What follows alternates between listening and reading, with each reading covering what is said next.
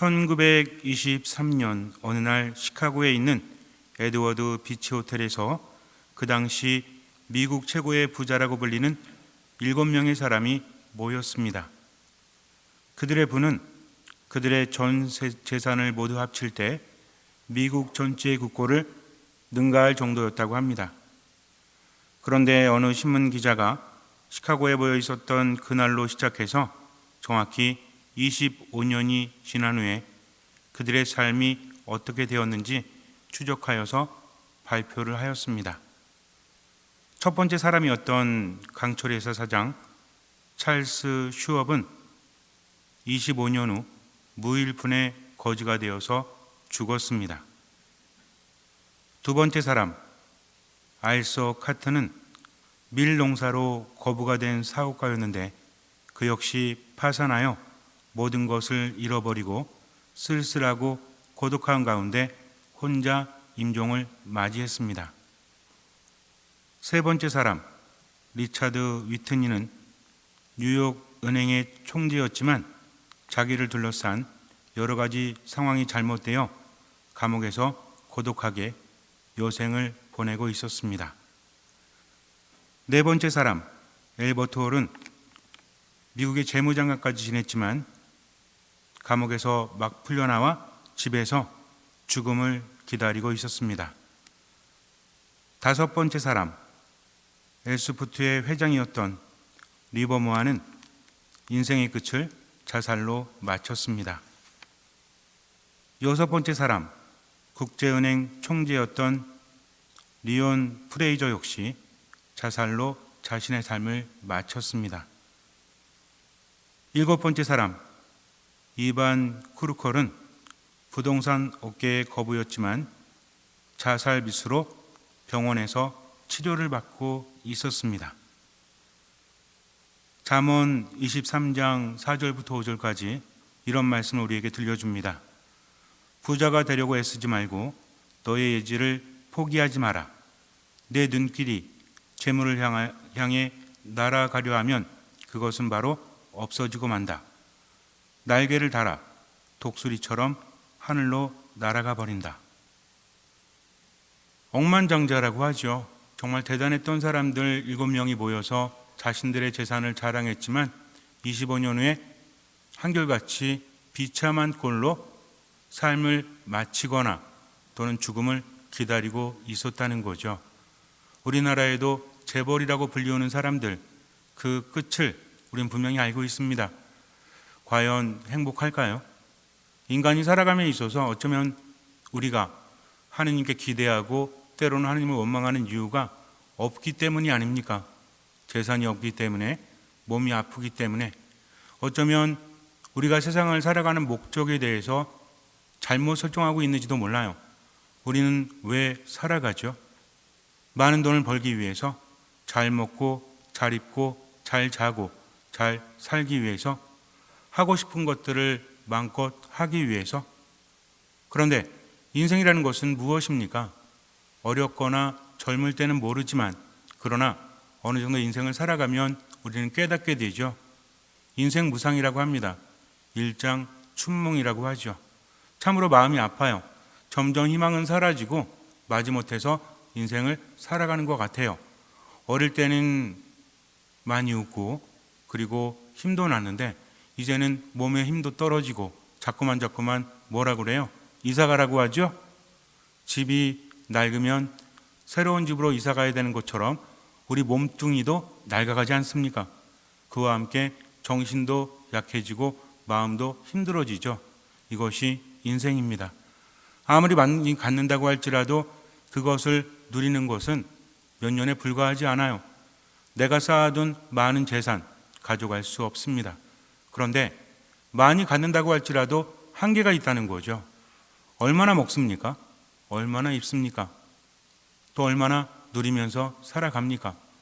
몇십 년을 그렇게 풍족하게 누린다고 할지라도 행복도가 같다라고 말할 수 있을까요? 어쩌면 행복이라는 것은 없는 가운데 생기기 때문에 느낄 수 있는 것이 아닙니까? 어차피 많이 있다면 그것을 인해서 행복하지 않죠.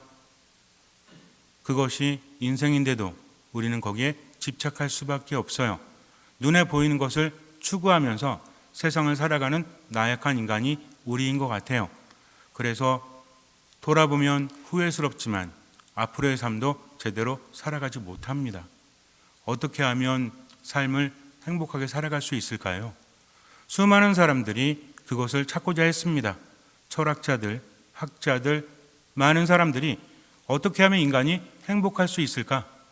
그런데 명확하게 알려주는 사람은 아무도 없죠. 하지만 우리는 분명히 알고 있습니다. 신앙이라는 것은 단순히 종교적인 관점 안에서 우리에게 영향을 주는 것이 아니라 삶 전체에서 우리에게 영향을 준다는 것이죠. 삶에서 가장 중요한 것은 중심이 잡혀 있어야 합니다. 살아감에 있어서 아무리 다른 것은 잃어도 이것만큼을 잃지 않는다면 그 기본으로 인해서 우리는 행복할 수 있다는 거죠. 어떻게 살아가야 되는지, 무엇을 추구해야 되는지 알지 못하면 인생은 힘들 수밖에 없어요. 그러나 명확히 알고 있다면 내가 다른 것은 잃어도 이것만큼은 잃지 않는다는 것을 명확하게 알고 있다면 우린 든든할 수밖에 없다라는 것이죠. 분명히 예수님께서는 우리에게 길을 알려주십니다. 어떻게 하면 행복한지를 알려주신다는 거죠. 하느님께서는 나를 나보다 더 잘 아신다고 했죠. 나를 나보다 더 사랑하신다고 했습니다. 예수님 말씀하신데 이런 말씀을 하세요. 걱정하지 마라. 염려하지 마라. 너희들이 걱정한다고 해서 한 시간인들 목숨을 늘릴 수 있겠느냐. 하느님께서는 모든 것을 아신다. 하늘의 새들을 봐라. 까마귀도 걱정하지 않죠. 곡간도 없어요. 뭐 걱정하지 않습니다. 그래도 먹고 살아가죠. 들꽃도 마찬가지예요. 걱정하지 않지만 솔로몬의 영화도 들꽃보다 못하다고 하지 않습니까? 하느님께서 그렇게 입히신다는 거죠.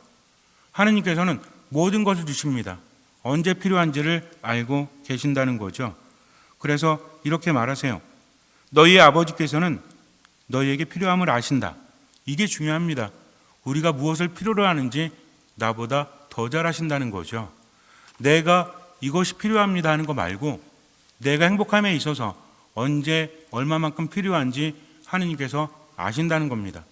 알기만 하시는 것이 아니라 주신다는 거죠. 그런 믿음을 가지고 우리가 살아갈 때 물론 이런 생각이 들 수도 있습니다. 하느님께서 아신다고요?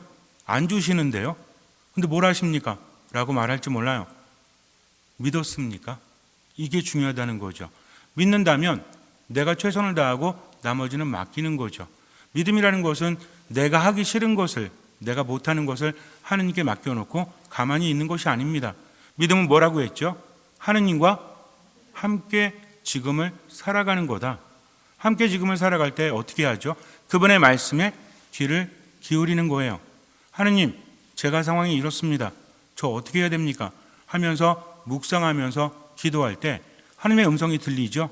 평상시에 미사참여 열심히 하고 말씀을 많이 묵상하고 기도하다 보면 하느님과의 관계 친밀도가 깊어져요. 사람과 사람도 마찬가지라고 했습니다. 서로 관계가 친밀해지면 그 사람이 어떤 말을 하는지 알아들어요. 그러나 친밀하지 않으면 알아들을 수 없습니다. 하느님과의 관계도 마찬가지라는 거죠. 내가 일방적으로 맡기고 하느님 알아서 해주세요. 이것이 아니라 하느님 제가 어떻게 해야 합니까? 하면서 삶의 중심을 들음으로 살아가는 겁니다.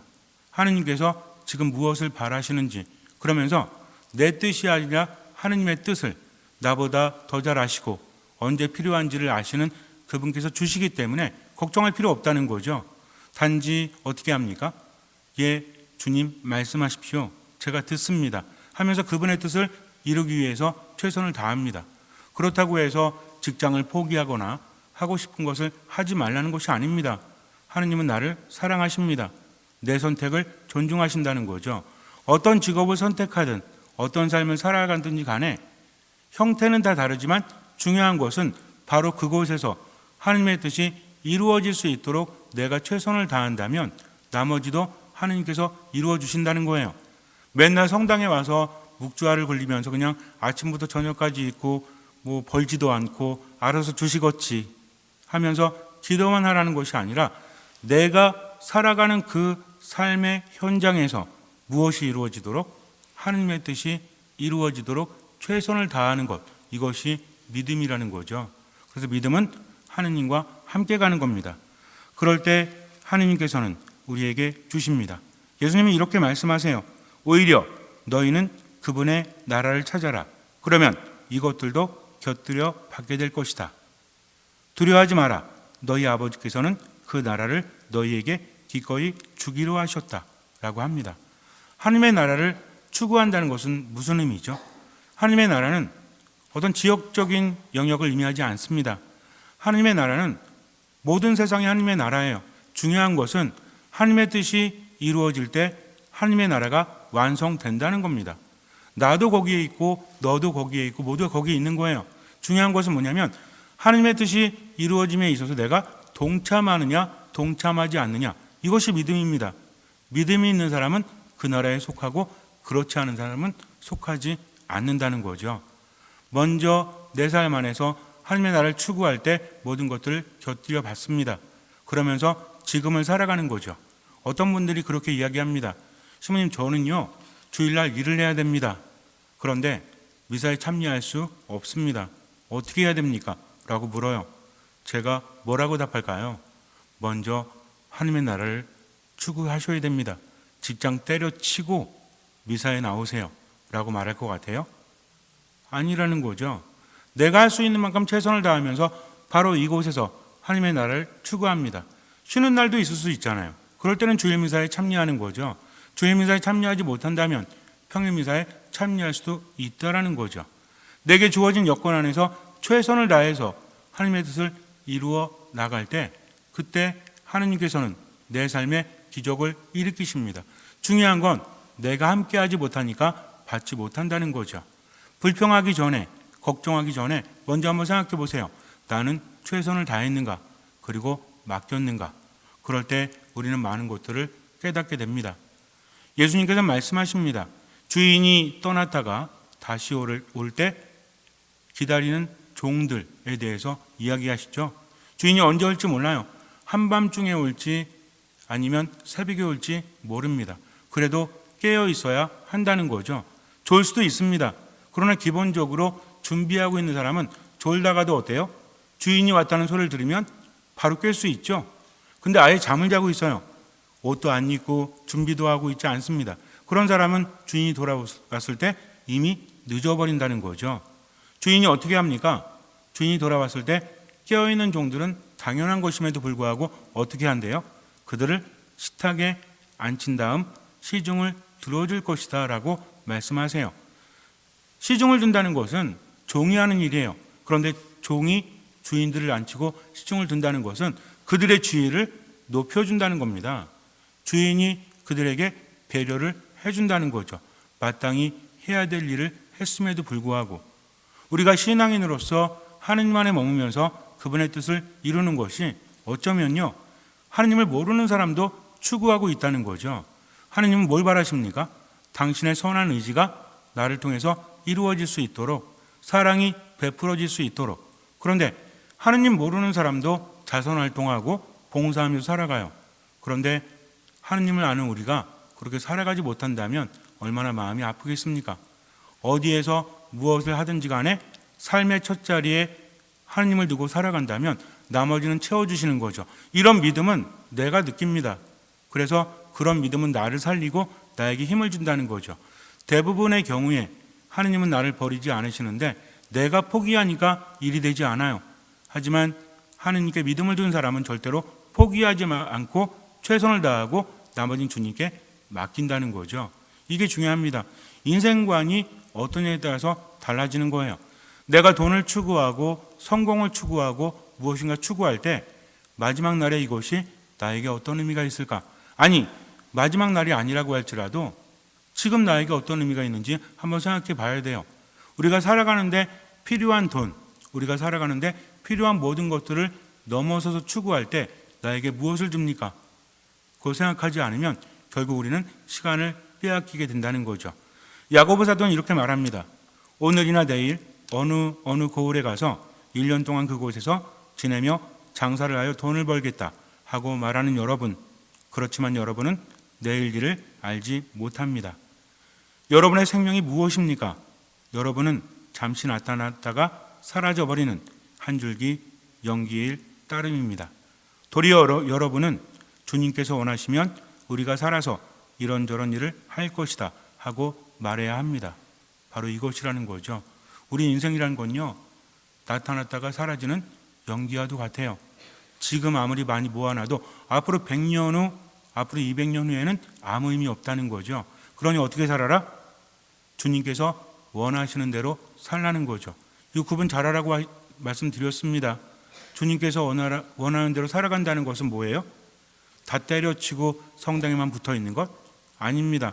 지금 하나님께서 주신 내 삶 한가운데서 그분의 뜻을 삶의 첫 자리에 두고 살아가면 나머지는 채워주신다는 믿음으로 하루하루를 살아가는 거죠.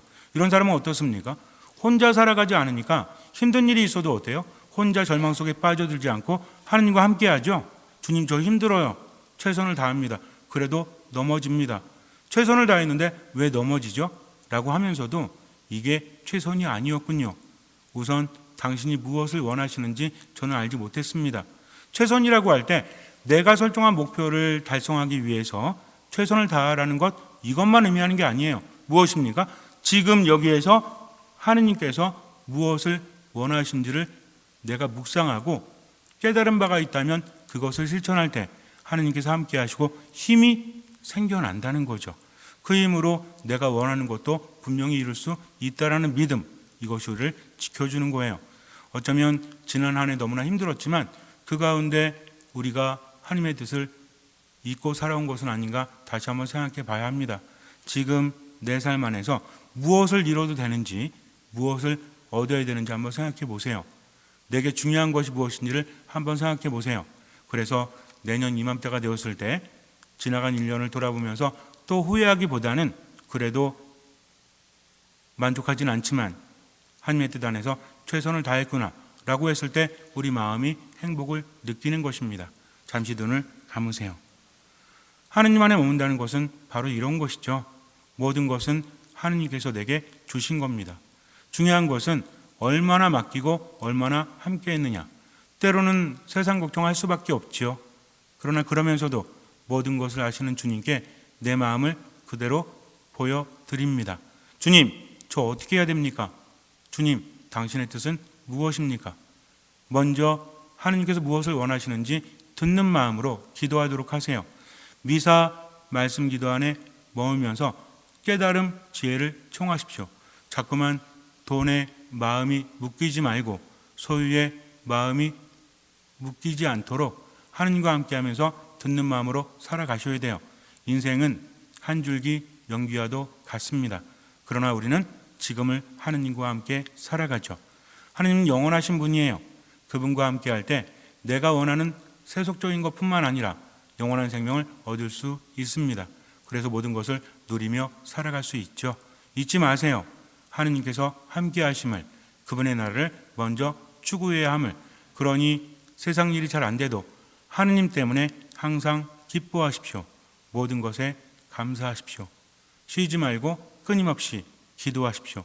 미사 말씀 기도 안에 머물며 아무것도 판단하지 말고 모든 것을 맡기고 최선을 다해서 그저 지금을 살아가십시오. 주님께서는 그 믿음을 보시고 우리 삶에 놀라운 기적을 일으켜 주실 것입니다. 아멘.